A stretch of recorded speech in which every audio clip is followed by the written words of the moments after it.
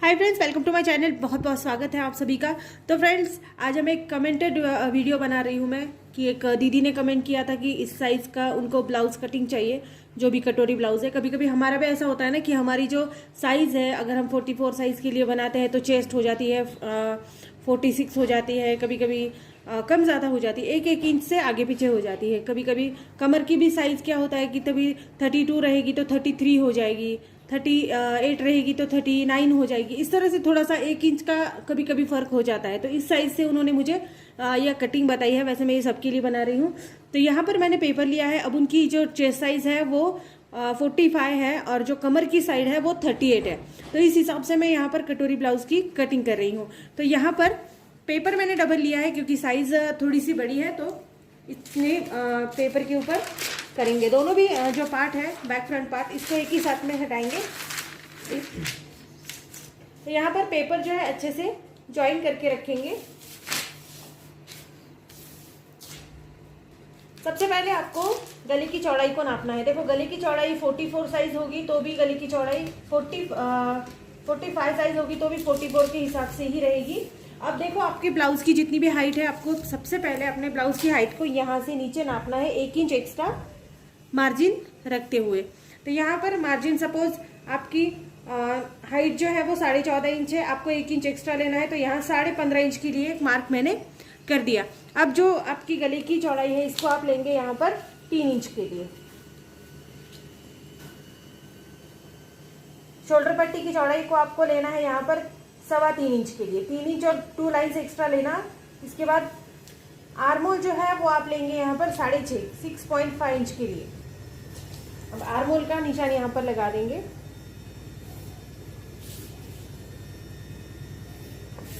इस तरह से आर्मोल का निशान आपको लगा देना है।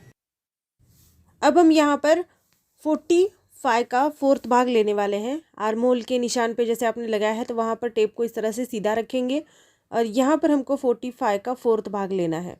जैसे 11.5 इंच पर मैं एक निशान लगा रही हूँ और एक्स्ट्रा मार्जिन हमको लेना है 1.5 इंच के लिए, तो 11.5 में हम 1.5 इंच एक्स्ट्रा मिला देंगे। तो ये 13 इंच का निशान मैं यहाँ पर पूरा लगा देती हूँ। फ्रेंड्स, यहाँ पर कमर की साइड जो है वो 39 इंच है, तो आपको नीचे जहाँ पर आपने हाइट को पूरा नापा है वहाँ पर 39 इंच का 4th भाग लेंगे, मतलब 9.5 इंच लेंगे और उसमें आपको 1.5 इंच एक्स्ट्रा मिलाना है। तो 9.5 1 10 और ये 11 इंच हो गया। इस तरह से हम इसको तिरछा जोड़ देंगे। अब देखो, सभी पार्ट को हमने इस तरह से जोड़ देना है।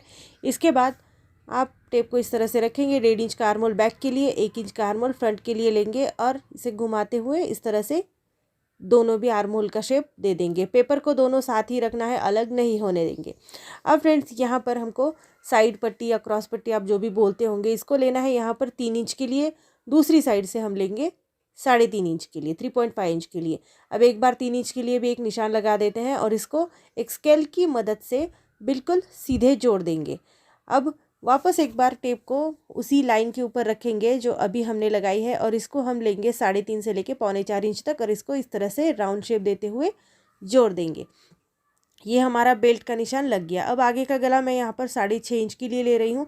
आप चाहे तो कम ज़्यादा यहाँ पर कर सकते हैं और यहाँ पर भी 3 इंच लेके इस तरह से एक स्क्वायर बना लेंगे और इसके बाद 1 इंच अंदर गिनते हुए राउंड शेप का गला बनाएंगे। यहाँ पर आप कोई भी गला बना सकते हैं। अब यहाँ पर भी 1/2 इंच के लिए डाउन दे देंगे। ये बहुत ज़्यादा ज़रूरी प्रोसीजर है। अब देखो फ्रेंड्स, अगर आप 44 साइज़ के लिए ये बना रहे हैं या फिर 46 बना रहे हैं तो 6 इंच की कटोरी आपको लेनी है। आप इससे ज़्यादा बिल्कुल भी मत लीजिएगा क्योंकि कभी कभी क्या होता है कि ढीली हो जाती है साइड से।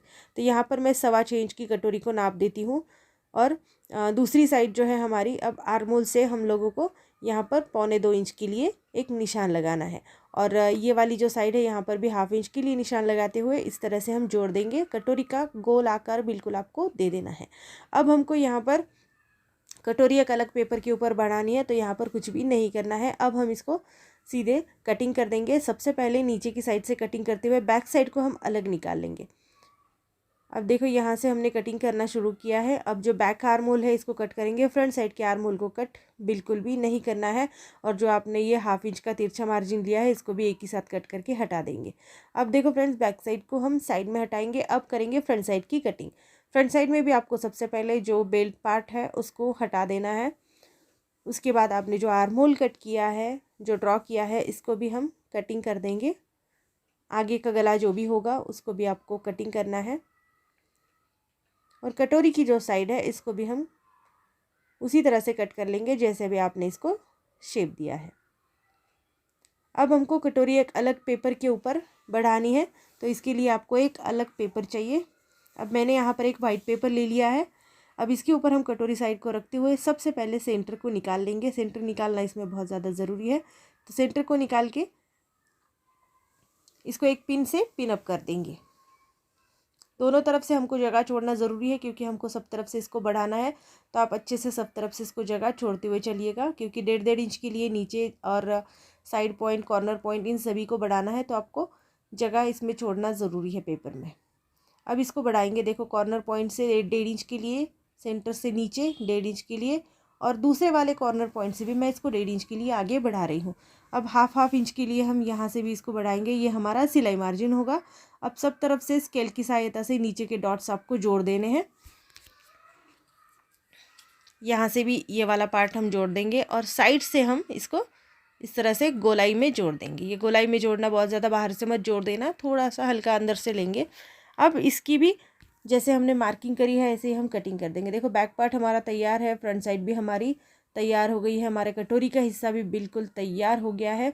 तो फ्रेंड्स, वीडियो आपको कैसी लगी मुझे ज़रूर बता देना। अगर वीडियो आपको पसंद आती है, आज हमने 38 चेस्ट साइज़ के लिए, नहीं, कमर साइज़ के लिए और 45 चेस्ट साइज़ के लिए कटिंग करी है। तो वीडियो पसंद आती है तो चैनल को लाइक कीजिए, शेयर कीजिए, सब्सक्राइब कीजिए। और आपको स्लीव्स की अगर कटिंग चाहिए तो आपको मेरे चैनल पर जाना